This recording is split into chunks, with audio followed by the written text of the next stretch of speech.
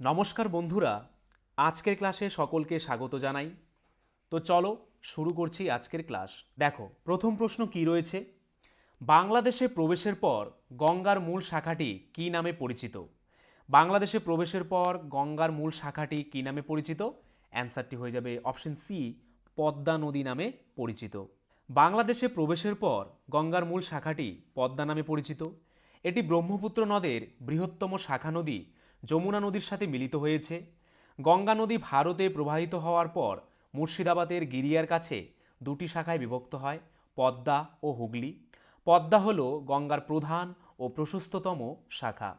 তারপর কি রয়েছে দেখো, গোদাবরী নদী। এই নদীর দৈর্ঘ্য কত? প্রায় 1465 কিমি। উৎপত্তিস্থল কোথায়? ত্রিম্বক মালভূমি থেকে। পতনস্থল কোথায়? বঙ্গোপসাগরে। আর এই গোদাবরীর উপনদীগুলি কি কি? ইন্দ্রাবতী, প্রাণাহিতা ও মঞ্জিরা। তারপর রয়েছে কৃষ্ণা নদী। এর দৈর্ঘ্য 1400 কিমি। উৎপত্তিস্থল কোথায়? পশ্চিমঘাটের মহাবালেশ্বর শৃঙ্গ থেকে এর উৎপত্তি। পতনস্থল কোথায় বা কোথায় গিয়ে মিলিত হয়? বঙ্গোপসাগরে। আর এর উপনদীগুলি কি কি? তুঙ্গভদ্রা, ভীমা ও ঘাটপ্রভা। তারপর রয়েছে কাবেরী নদী। এর দৈর্ঘ্য 805 কিমি। উৎপত্তিস্থল পশ্চিমঘাটের ব্রহ্মগিরি শৃঙ্গ। পতনস্থল কোথায়? বঙ্গোপসাগর। উপনদীগুলির নাম কি কি? হেমবতী, ভবানী, বেদবতী, সিমুসা। তারপর দেখো রয়েছে নর্মদা নদী। এর দৈর্ঘ্য 1312 কিমি। উৎপত্তিস্থল অমরকণ্টক শৃঙ্গ থেকে। পতনস্থল হচ্ছে খাম্বাত উপসাগর। উল্লেখযোগ্য উপনদীগুলি হচ্ছে হিরণ, বর্ণা ও ওরসাং। তারপর রয়েছে তাপ্তি নদী। দৈর্ঘ্য 725 কিমি। উৎপত্তিস্থল সাতপুরার মুলতাই। পতনস্থল কোথায়? খাম্বাত উপসাগর। উপনদীগুলি কি কি? পূর্ণা ও গিরনা। তারপর রয়েছে সবরমতী নদী। দৈর্ঘ্য হচ্ছে 416 কিমি। উৎপত্তিস্থল আরাবল্লী পর্বত। পতনস্থল কোথায়? খাম্বাত উপসাগর। উপনদীগুলি কি কি? ওয়াকাল ও হর্নভ। তারপর রয়েছে সুবর্ণরেখা নদী। দৈর্ঘ্য প্রায় 477 কিমি। উৎপত্তিস্থল ছোটনাগপুর মালভূমি। পতনস্থল বঙ্গোপসাগর। উপনদীগুলি কি কি? কাঞ্জি, খড়কাই, দুলুং ও কারফারি। নেক্সট রয়েছে মাহি নদী। এর দৈর্ঘ্য প্রায় 533 কিমি। উৎপত্তিস্থল কোথায়? বিন্ধ্য পর্বত। পতনস্থল কোথায়? খাম্বাত উপসাগর। নেক্সট ধানসিঁড়ি নদী। এর দৈর্ঘ্য প্রায় 354 কিমি। উৎপত্তিস্থল নাগা পাহাড় থেকে উৎপত্তি হয়েছে। পতনস্থল কোথায়? ব্রহ্মপুত্র নদী। উপনদীর নাম কি? নাম্বার ও কল্যাণ। এগুলি হচ্ছে ধানসিঁড়ি নদীর উপনদী। তারপর দেখো কি রয়েছে, ব্রাহ্মণী নদী। এর দৈর্ঘ্য কত? প্রায় 800 কিমি। উৎপত্তিস্থল কোথায়? রৌরকেল্লা। পতনস্থল কোথায়? বঙ্গোপসাগর। আর এর উপনদীগুলি কি কি? টিকরা ও কারা। তার সঙ্গে এটি মনে রাখবে, এই ব্রাহ্মণী নদী কিন্তু মহানদীর পরে উড়িষ্যার দ্বিতীয় দীর্ঘতম নদী।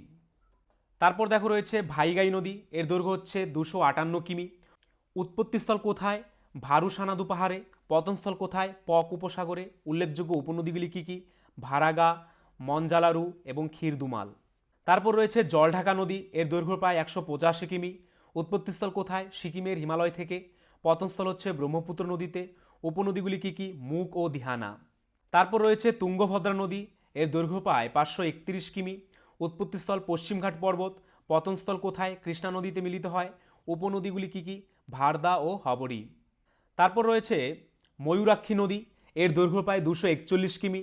উৎপত্তিস্থল কোথায়? সাঁওতাল পরগনা মালভূমিতে। পতনস্থল কোথায়? ভাগীরথী নদীতে। উপনদীগুলি কি কি? ব্রাহ্মণী, দ্বারকা ও বক্রেশ্বর। নেক্সট রয়েছে মুসি নদী। এর দৈর্ঘ্য প্রায় 240 কিমি। উৎপত্তিস্থল মেঢাক জেলা থেকে। পতনস্থল কোথায়? কৃষ্ণা নদীতে। এর উপনদীর নাম কি? আলেরু। পরবর্তী প্রশ্ন, সালোক সংশ্লেষে উৎপন্ন প্রথম জৈব যৌগটির নাম কি? সালোক সংশ্লেষে উৎপন্ন প্রথম জৈব যৌগটির নাম কি? অ্যান্সারটি হয়ে যাবে অপশন বি, পিজিএ।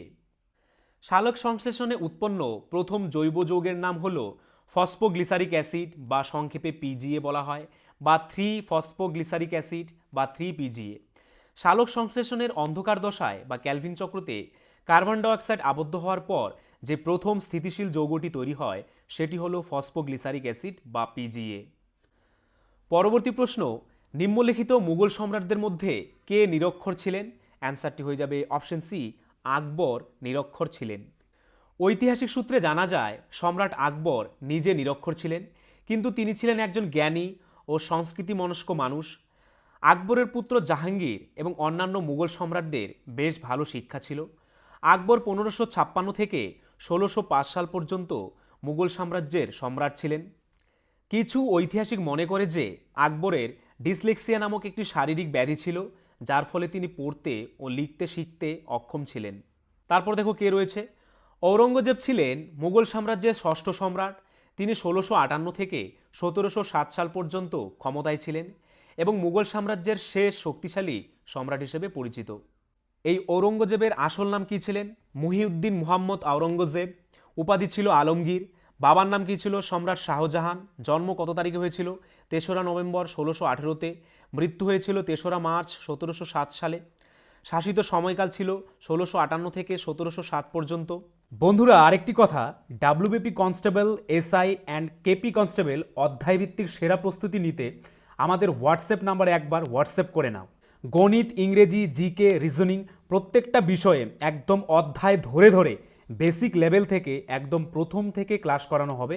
মাসিক কোনো বেতন নেই। পরীক্ষা পর্যন্ত সেরা গাইডেন্স পাবে নতুন সিলেবাস অনুযায়ী। Live class, recorded class plus PDF all পাবে। একবার পেমেন্ট করলেই যতদিন না চাকরি পাচ্ছ ক্লাস করতে পারবে। One time payment. 5 জন আলাদা আলাদা টিচার্সের মাধ্যমে তোমাদের প্রত্যেকটি সাবজেক্ট ধরে ধরে অঙ্ক একদম যারা কিছুই বুঝতে পারো না তাদের জন্য জলের মতো সহজ করে বুঝিয়ে দেওয়া হবে। আমাদের কলকাতা পুলিশের এসআইতে আমরা 95% হুবহু প্রশ্ন কমন দিয়েছি প্রমাণসহ। সেই কমনের প্রমাণ পেতে তোমরা জয়েন করে নাও আমাদের টেলিগ্রাম চ্যানেলে বেঙ্গলি নলেজ একাডেমিতে, লিঙ্ক ইন ডেসক্রিপশন।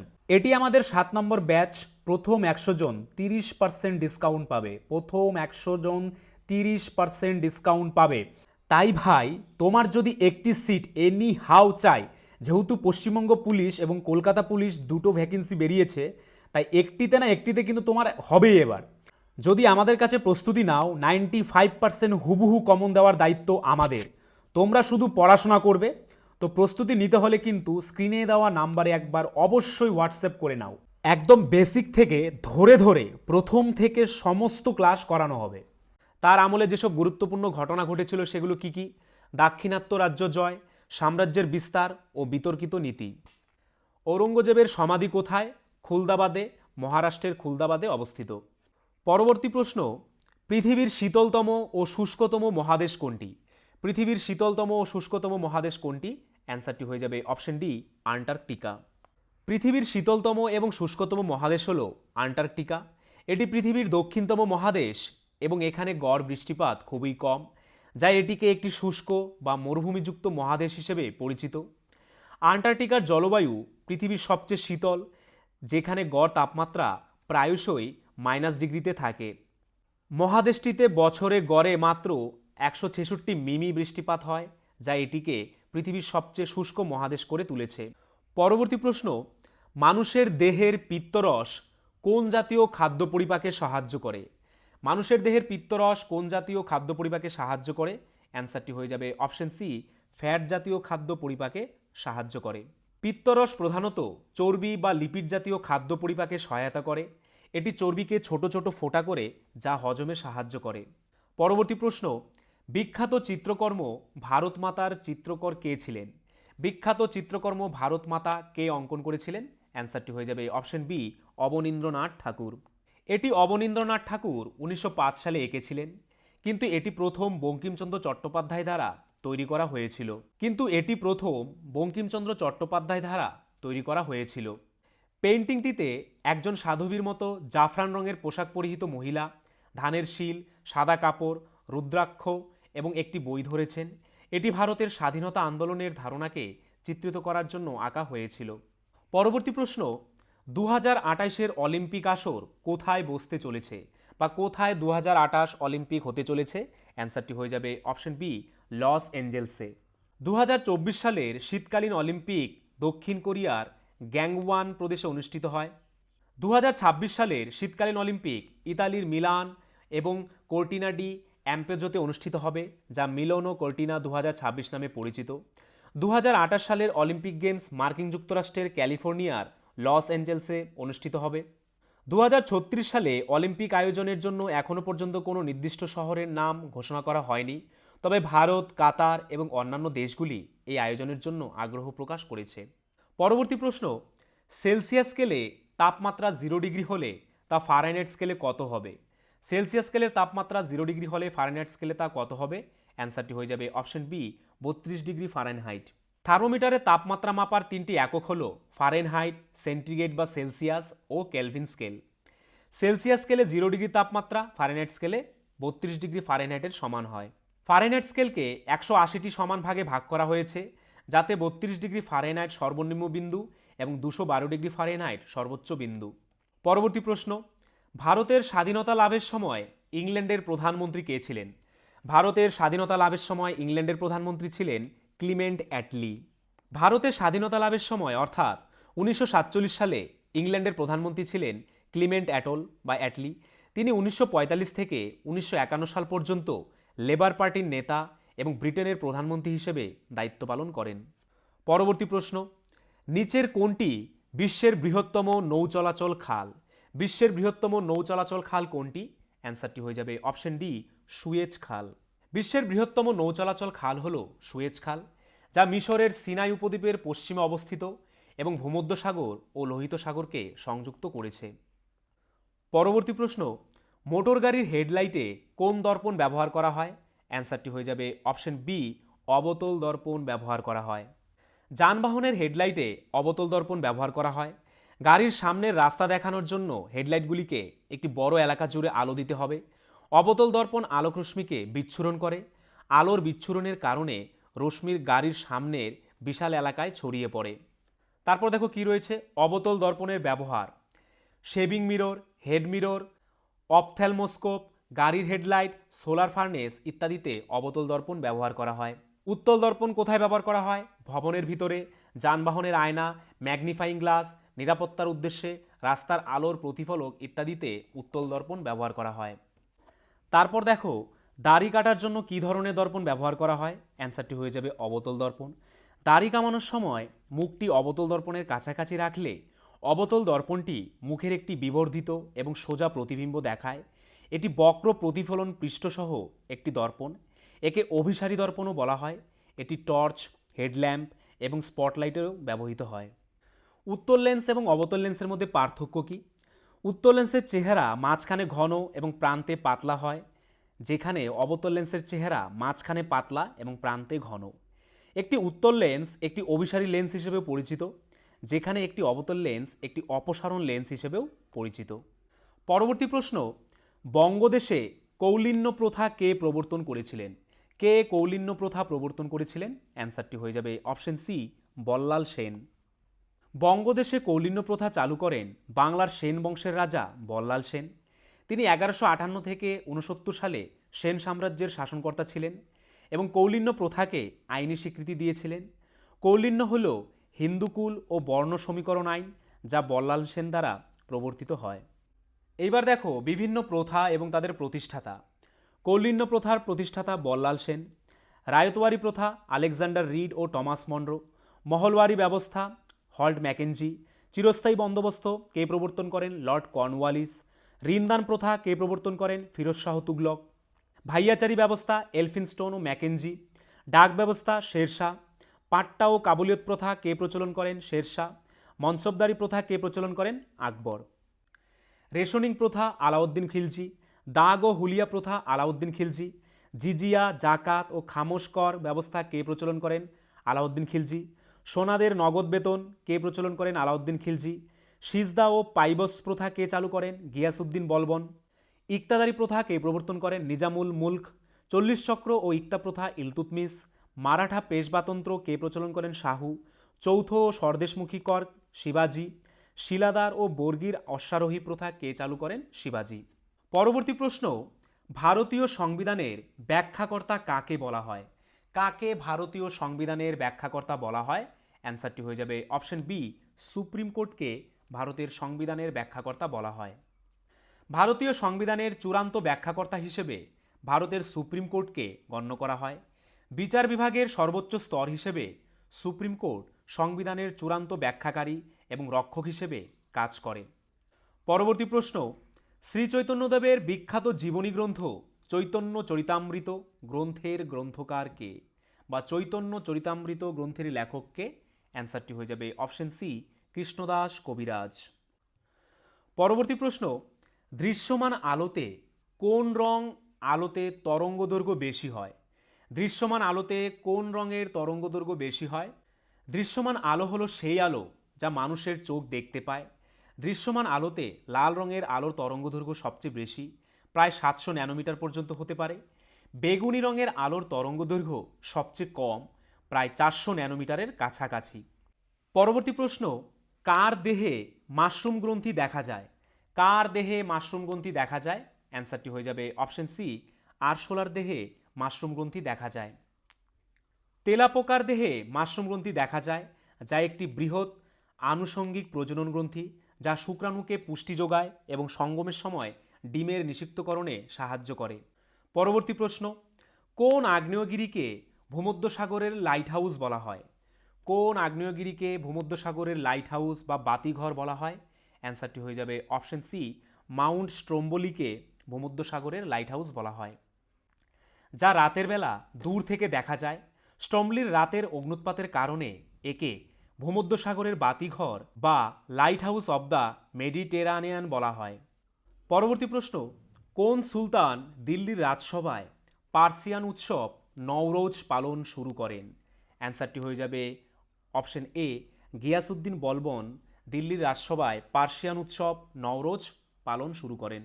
নওরোজ হল ইরানি ও পারস্যের নববর্ষ, যা বসন্তের প্রথম দিন হিসেবে পালিত হয়। বলবন ভারতে এই উৎসবের প্রচলন করে পারস্য সংস্কৃতির প্রতি তার ভালোবাসার পরিচয় দেন। নওরোজ উৎসব পারস্য সংস্কৃতির একটি গুরুত্বপূর্ণ অংশ, যা বসন্তের আগমন এবং নতুন শুরুকে উদযাপন করে। পরবর্তী প্রশ্ন, উষ্ণতা বৃদ্ধি করলে ধাতুর মধ্যে দিয়ে তড়িৎ প্রবাহের মাত্রার কিরূপ পরিবর্তন হয়? উষ্ণতা বৃদ্ধি করলে ধাতুর মধ্যে দিয়ে তড়িৎ প্রবাহের মাত্রার কিরূপ পরিবর্তন হয়? অ্যান্সারটি হয়ে যাবে অপশন ডি, হ্রাস পায়। তাপমাত্রা বাড়লে ধাতুর পরমাণুগুলোর কম্পন বাড়ে, ফলে মুক্ত ইলেকট্রনগুলোর গতিপথের বাধা বাড়ে, যা তড়িৎ প্রবাহকে হ্রাস করে। পরবর্তী প্রশ্ন, বিশ্বের বৃহত্তম প্রবাল প্রাচীরটি কোন উপকূলে পাওয়া যায়? বিশ্বের বৃহত্তম প্রবাল প্রাচীরটি কোন উপকূলে পাওয়া যায়? অ্যান্সারটি হয়ে যাবে অপশন বি, অস্ট্রেলিয়ার উপকূলে পাওয়া যায়। বিশ্বের বৃহত্তম প্রবাল প্রাচীর গ্রেট ব্যারিয়ার রিফ অস্ট্রেলিয়ার কুইন্সল্যান্ডের উত্তর পূর্ব উপকূলের কাছে কোরাল সাগরে অবস্থিত। পরবর্তী প্রশ্ন, নিচের কোন কোষের নিউক্লিয়াস নেই? নিচের কোন কোষের নিউক্লিয়াস নেই? অ্যান্সারটি হয়ে যাবে অপশন বি, প্রোক্যারিওটিক কোষের নিউক্লিয়াস নেই। প্রোক্যারিওটিক কোষে সুগঠিত নিউক্লিয়াস থাকে না, এদের নিউক্লিয়ড নামে একটি অঞ্চল থাকে। স্তন্যপায়ী প্রাণীদের লোহিত রক্তকণিকা এবং উদ্ভিদের চালনীনল কোষে নিউক্লিয়াস থাকে না। পরবর্তী প্রশ্ন, শ্রীমদ্ ভগবদ্ গীতায় কতগুলি সংস্কৃত শ্লোক ও অধ্যায় আছে? শ্রীমদ্ ভগবদ্ গীতায় কতগুলি সংস্কৃত শ্লোক ও অধ্যায় আছে? অ্যান্সারটি হয়ে যাবে অপশন সি, 700টি শ্লোক ও 18টি অধ্যায় আছে। পরবর্তী প্রশ্ন, ভারতের প্রথম সুপারফাস্ট ট্রেন কোনটি? ভারতের প্রথম সুপারফাস্ট ট্রেন কোনটি? অ্যান্সারটি হয়ে যাবে অপশন সি, ডেকান কুইন। ভারতের প্রথম সুপারফাস্ট ট্রেন ছিল ডেকান কুইন, যা 1 জুন 1930 সালে মুম্বাই এবং পুনের মধ্যে চালু হয়েছিল। এটি ছিল প্রথম দূরপাল্লার বৈদ্যুতিক চালিত ট্রেন, প্রথম ট্রেন যেখানে শুধুমাত্র মহিলা গাড়ি ছিল এবং প্রথম ট্রেন যেখানে একটি ডাইনিং কার ছিল। ভারতীয় রেলপথটি 18টি জোন এবং 73টি ডিভিশনে বিভক্ত। 2025 সালের জানুয়ারি পর্যন্ত ভারতীয় rail 136টি Vande Bharat express train পরিচালনা করে। বিশ্বের দ্রুততম ট্রেনের নাম কি? অ্যান্সারটি হয়ে যাবে সাংহাই ম্যাগলেভ। পরবর্তী প্রশ্ন, কোন ব্রিটিশ পদার্থবিজ্ঞানী ইলেকট্রন আবিষ্কারের জন্য 1906 সালে পদার্থবিজ্ঞানে নোবেল পুরস্কার লাভ করেছিলেন? অ্যান্সারটি হয়ে যাবে option C, J J Thomson. Electron আবিষ্কারের জন্য ব্রিটিশ পদার্থবিজ্ঞানী জে জে থমসন 1906 সালে পদার্থবিজ্ঞানে নোবেল পুরস্কার লাভ করেন, যদিও তিনি এই আবিষ্কারের জন্য বিখ্যাত। পরবর্তী প্রশ্ন, মহারাণা প্রতাপের বিখ্যাত ঘোড়ার নাম কি ছিল? অ্যান্সারটি হয়ে যাবে অপশন এ, চেতক। মহারাণা প্রতাপ বা প্রতাপ সিং মেবারের সিসোদিয়া রাজবংশের একজন হিন্দু রাজপুত রাজা। মেবার উত্তর পশ্চিম ভারতের একটি প্রদেশ, বর্তমানে এই প্রদেশ রাজস্থান রাজ্যের অন্তর্ভুক্ত। তিনি ছিলেন রাজপুতদের বীরত্ব ও দৃঢ় সংকল্পের প্রতীক। বহু বছর ধরে তিনি মুঘল সম্রাট আকবরের সঙ্গে লড়াই করেন। মেবারের এই বীরপুত্র 1540 সালের 9ই মে কুম্বলগড়ে জন্মগ্রহণ করেন। তার পিতা মহারাণা উদয় সিং দ্বিতীয় ও মাতা জয়বন্তা বাই। মহারাণা প্রতাপ তার গুরু আচার্য রাঘবেন্দ্রর কাছে শিক্ষালাভ করেন? পরবর্তী প্রশ্ন, ব্রিটিশ ইস্ট ইন্ডিয়া কোম্পানি কার কাছ থেকে চার্টার লাভ করেন? ব্রিটিশ ইস্ট ইন্ডিয়া কোম্পানি কার কাছ থেকে চার্টার লাভ করেছিলেন? অ্যান্সারটি হয়ে যাবে অপশন সি, রানী ভিক্টোরিয়ার কাছ থেকে। ইস্ট ইন্ডিয়া কোম্পানি 1600 সালের 31শে ডিসেম্বর ইংল্যান্ডের তৎকালীন রানী প্রথম এলিজাবেথ থেকে বাণিজ্য করার জন্য একটি রাজকীয় সনদ লাভ করে। তারপর রয়েছে দ্বিতীয় এলিজাবেথ, যার পুরো নাম ছিল এলিজাবেথ আলেকজান্ড্রা ম্যারি। তিনি 6 ফেব্রুয়ারি 1952 থেকে 8 সেপ্টেম্বর 2022 সাল পর্যন্ত যুক্তরাজ্যের রানী ছিলেন। পরবর্তী প্রশ্ন, কোন কলা উদ্ভিদদেহে খাদ্য পরিবহন করে? কোন কলা উদ্ভিদদেহে খাদ্য পরিবহন করে? অ্যান্সারটি হয়ে যাবে অপশন সি, ফ্লোয়েম কলা। উদ্ভিদে পাতা দ্বারা সংশ্লেষিত খাদ্য অণুগুলি ফ্লোয়েম নামক বাহক কলার সাহায্যে বিভিন্ন সঞ্চয়াঙ্গ যেমন মূল, কাণ্ড, ফলে স্থানান্তরিত হয় ফ্লোয়েম পাতা থেকে মূল পর্যন্ত। পরবর্তী প্রশ্ন, ভারতীয় সংবিধানের কোন অনুচ্ছেদে রাষ্ট্রপতি শাসন জারির অনুমতি দেওয়া হয়েছে?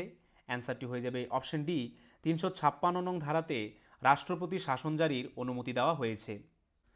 পরবর্তী প্রশ্ন, সোনার বাংলা গানটির রচয়িতাকে? সোনার বাংলা গানটির রচয়িতাকে? অ্যান্সারটি হয়ে যাবে অপশন বি, রবীন্দ্রনাথ ঠাকুর। 1905 খ্রিস্টাব্দে বঙ্গভঙ্গ আন্দোলনের পরিপ্রেক্ষিতে এই গানটি রচিত হয়েছিল। 13 জানুয়ারি 1972 তারিখে মন্ত্রিসভার প্রথম বৈঠকে এই গানটির প্রথম 10 চরণ সদ্যগঠিত গণপ্রজাতন্ত্রী বাংলাদেশ রাষ্ট্রের জাতীয় সঙ্গীত হিসেবে নির্বাচিত হয়। 1905 সালে প্রকাশিত রবীন্দ্রনাথ ঠাকুরের বাউল নামক গ্রন্থে গানটি অন্তর্ভুক্ত আছে। পরবর্তী প্রশ্ন, ভারতের যে রাজ্য থেকে সবচেয়ে বেশি কর বা রাজস্ব আসে সেই রাজ্যটির নাম কি? অ্যান্সারটি হয়ে যাবে অপশন ডি, মহারাষ্ট্র। ভারতে কর বা রাজস্ব আদায়ের ক্ষেত্রে মহারাষ্ট্র রাজ্যটি শীর্ষে রয়েছে। এরপর কর্ণাটক, তামিলনাড়ু উল্লেখযোগ্য অবস্থানে রয়েছে। তো বন্ধুরা, এই ছিল আজকের ভিডিও। তোমরা যদি আমাদের চ্যানেলে নতুন হয়ে থাকো, আমাদের চ্যানেলটিকে অবশ্যই সাবস্ক্রাইব করে নোটিফিকেশন অল করে রাখবে। তার পাশাপাশি তোমরা যদি আমাদের পুলিশের ব্যাচে অ্যাডমিশন নিতে চাও, তাহলে আমাদের স্ক্রিনে দেওয়া নাম্বারে একবার এক্ষুনি হোয়াটসঅ্যাপ করে নাও। আর আজকের ভিডিওর যদি পিডিএফ পেতে চাও, তাহলে আমাদের টেলিগ্রাম চ্যানেলে জয়েন করে নাও, বেঙ্গলি নলেজ একাডেমি এই চ্যানেলে, যেটি এই ভিডিও ডেসক্রিপশনে দেওয়া রয়েছে।